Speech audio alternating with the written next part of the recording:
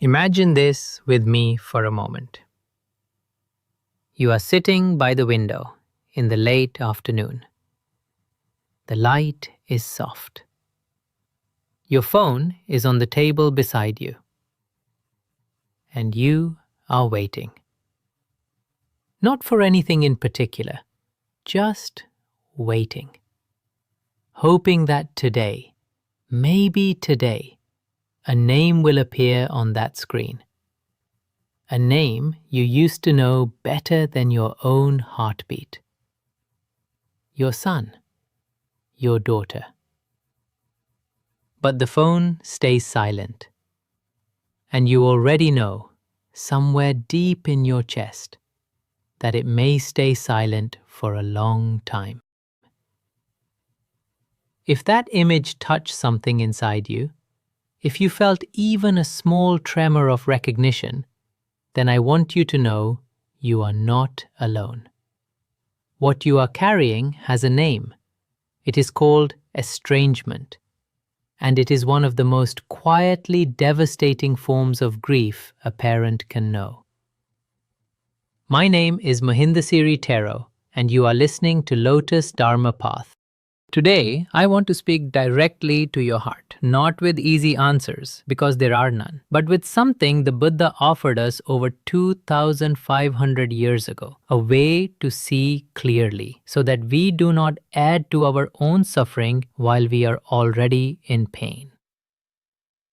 In this talk, I will share with you 6 things that grieving parents often do after a child cuts off contact. 6 things that feel natural, even necessary, but that quietly make the wound deeper. I am not here to tell you that your child was right or wrong. I am not here to judge your family or your past. I am here to help you not lose yourself in this pain. Let us begin. The first thing many parents do, and I say this with great compassion because it comes from love, is chase. You send a text, then another, then an email explaining everything you think went wrong, then a card in the mail, then maybe a message through Facebook, then you call. And when it goes to voicemail, you leave a long message, voice breaking, saying everything you've been holding for weeks. I understand. Of course I understand. When something we love disappears, every instinct inside us says, reach out, hold on, do not let go. But here is what the Buddha teaches us about this instinct. In the Pali language, there is a word, upadana. It means clinging, attachment, the desperate grip of the hand that holds so tightly it cannot feel what it is holding anymore. The teaching tells us that upadana is a root of suffering, not because love is wrong, but because clinging turns love into a kind of hunger that can never be satisfied. The more we grasp, the more the thing we love seems to slip away, and the more we grasp again. When you flood your child's phone with messages they are not ready to receive, you are not building a bridge. You are, in their eyes, confirming the very reason they stepped back. And in your own heart, every unanswered message becomes a fresh wound. There is also something practical here. Human beings, all human beings, will run from pressure. It is not unique to your child. When we feel cornered, when we feel bombarded, we do not open. We close. We lock the door. We move further away. A river cannot be pulled upstream by force. It must find its own way home. So what can you do instead? Here is a small practice I offer to you. Take a piece of paper, real paper, not a screen, and write everything you want to say. Write it all. Your love, your confusion, your apology if there is one, your grief. Write without holding back. And then do not send it. Fold it, place it in a drawer, or hold it to your heart for a moment, and then let it go. The writing is not for them. The writing is for you, to release what is pressing against your chest, without pushing it onto someone who has, for now, closed their door. One message, short, without conditions. I love you. My door is open when you are ready. And then be still. The second mistake is one I see so often, and it is very human. When we are in pain, we look for witnesses. We want someone to say, yes, what happened to you is real. Yes, you did not deserve this. Yes, your suffering matters. And so we tell the story. We tell it to our sister at Sunday dinner. We tell it to the neighbor over the fence. We tell it to our oldest friend on the phone for 2 hours. We post about it, carefully worded, on Facebook, and we watch the comments, the I'm so sorry, and the some kids have no gratitude, and for a moment we feel less alone. But I want to ask you something gently. How do you feel after those conversations? After you have told the story again, does your heart feel lighter or does it feel heavier? In Buddhist teaching, there is a concept called papancha, the proliferation of the mind, the way our thoughts multiply, grow, tangle, and create a whole world of suffering from a seed of pain. When we tell our story of estrangement over and over, we are not processing it. We are rehearsing it. We are making it more solid, more permanent, more central to who we are. And slowly, without meaning to, we begin to become the story. We are no longer a parent in pain. We are the parent whose child abandoned them. That becomes our identity. And that identity, that story, keeps the wound open. Suffering, shared wisely, brings healing. Suffering, broadcast widely, builds a prison. There is nothing wrong with seeking support. Please do not suffer alone. But there is a difference between sharing with a counselor, a therapist, a trusted spiritual friend who can hold your pain without amplifying it, and broadcasting your grief to everyone who will listen. One person, someone you truly trust, someone who will not gossip, who will not take sides, who will sit with you in the uncertainty without feeding the fire. Everyone else, offer them a different answer. I'm going through something difficult, but I'm working through it, and leave it there. The silence you keep around your wound is not weakness, it is sacred protection. Now we come to the one that lives in the quiet hours. 3 in the morning, the space between sleeping and waking. Where did I go wrong? You replay scenes from 20 years ago, 30 years ago, something you said at a Thanksgiving dinner, the way you handled a difficult moment when they were a teenager, a time when you were struggling yourself and perhaps didn't show up the way you wish you had. You build a case against yourself, piece by piece, and you sentence yourself to carry it. I want to be honest with you. Self-reflection is not wrong. Looking back at our actions with honesty, with the willingness to say, I could have done better, that is wisdom. That is the beginning of growth. But there is a line, and on the other side of that line is not wisdom anymore. It is self-punishment. And self-punishment does not heal anything.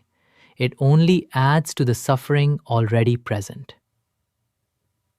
In Buddhism, we speak often of metta, loving kindness. And perhaps you have heard that metta begins with the wish for all beings to be free from suffering and to be happy.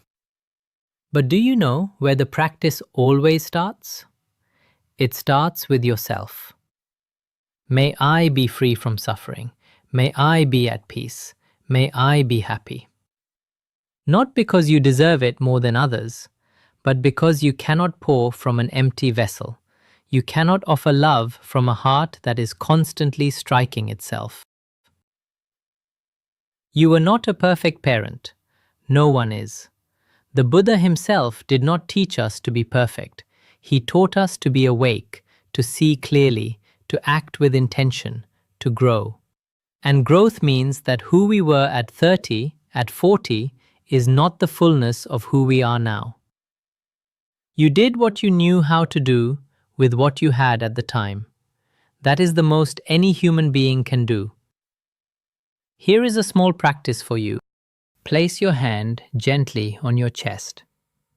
Feel the warmth there. Feel the beat of your heart.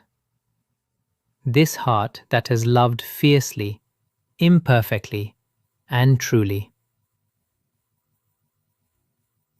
Take a breath and say to yourself quietly, I did what I knew then. I know more now. I forgive myself for being human. You cannot go back and change the garden you planted, but you can tend the soil today. The fourth mistake is born of desperation, and I want to name that clearly because no parent who does this is acting from selfishness. They are acting from love, from the unbearable need to close the distance. You speak to your other child, or to your grandchildren, or to your child's spouse. You ask them, maybe directly, maybe subtly, to carry a message, to put in a good word, to find out what is really going on, to help bring your estranged child back. But consider for a moment what this asks of the people you love. It places them in an impossible position. They love both of you. They did not choose this conflict. It arrived in their lives without their permission. And now you are asking them to walk into the middle of it, to carry weight that is not theirs to carry, to navigate loyalties they never wanted to have. And for your grandchildren, our most vulnerable, this is especially painful. Children absorb family conflict like water into dry earth. They feel the tension even when no one explains it to them. And when they are asked, even gently, to be messengers or to choose sides, something in them breaks a little. The Buddhist teaching of ahimsa, non-harm, does not only apply to those far from us. It begins at home. The first people we protect from our suffering must be those closest to us. I know it is hard. I know that asking a sibling to pass along a simple message feels harmless, but it rarely stays simple. And your estranged child, hearing from someone else that you asked them to reach out, will often feel cornered, surrounded, pursued, and will pull back even further. To love your grandchildren is to not make them carry a war they did not start. If you feel you must send one message, just one, let it be direct to your child, short, without explanation or pressure or request for a response. I love you. I think of you. My door is always open. That is enough. That is everything, in fact. And to everyone else in your family, let them love you and love your child freely without a mission. This fifth one is perhaps the most understandable of all. Just tell me why. That's all I'm asking. If I knew why, I could accept it. I could understand.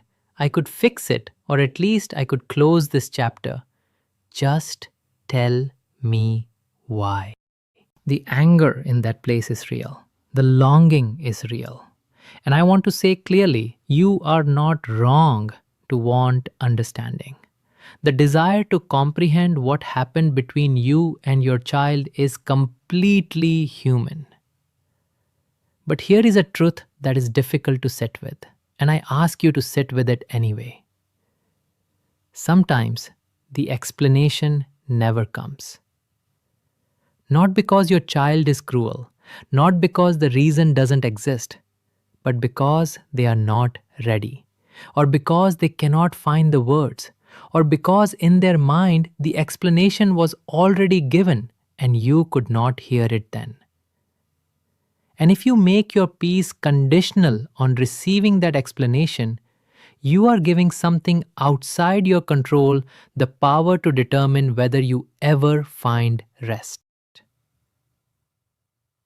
The Buddha taught us about the nature of dukkha, suffering, unsatisfactoriness, the way things fail to be what we need them to be. He did not say this to discourage us. He said it so that we could stop being surprised by it and stop fighting what is.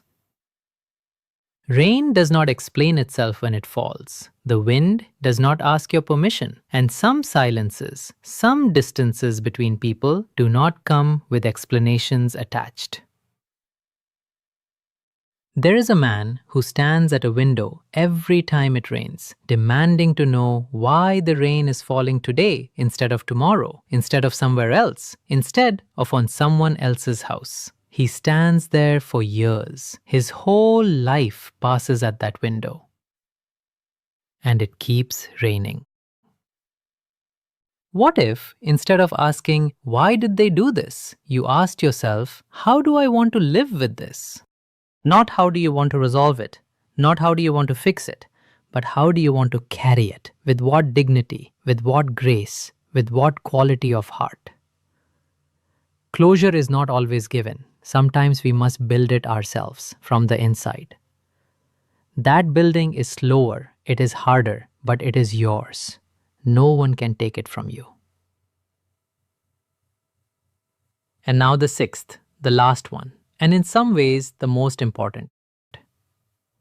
After a child cuts off contact, many parents quietly, gradually, almost without noticing, stop living. Not dramatically, not all at once, but slowly. They stop calling their friends. They stop going to their book club or their senior center or their garden. They put away their hobbies. They decline invitations. They sit at home. And why? Sometimes it is grief. Sometimes it is shame, the fear of having to explain, of being seen as a parent who failed. But often it is something deeper. It is the feeling that life is on hold, that until this is resolved, until the child comes back, nothing can really begin again. That joy would be a betrayal, that living fully while the relationship is broken would be somehow wrong. I want to speak to this with great directness because it matters. This is the most subtle and the most dangerous of all the mistakes. Because the Buddhist teaching of anicca, impermanence, tells us that everything changes. Everything, including this, including the silence between you and your child, including whatever hardened in their heart, including whatever hardened in yours. But impermanence requires time to move, and time only moves for those who are still living inside it. If you stop your life to wait for change, you are not protecting the relationship. You are only losing yourself, while the relationship remains exactly as it is. And here is something I want you to consider. If your child does come back next year or in 5 years, or one day when their own life has given them new eyes, what will they find? Will they find a parent who faded, who gave up their friendships, their interests, their joy, their sense of self out of grief over this estrangement? That is not a gift. That is a weight.